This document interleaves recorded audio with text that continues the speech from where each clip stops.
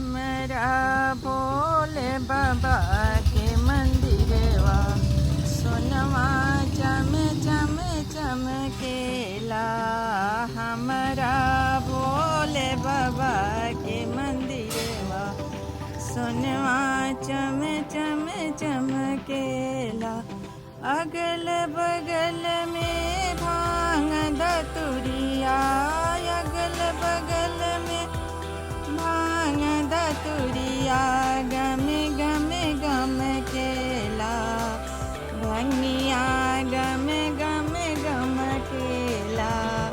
हमारा भोले बाबा के मंदिरिया सोनमे चम चम चमकेला।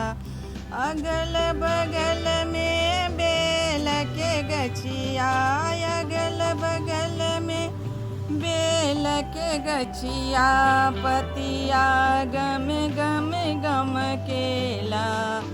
पतिया गम गम गम केला। हमारा भोले बाबा के मंदिरिया सोनमे चम चम चमकेला।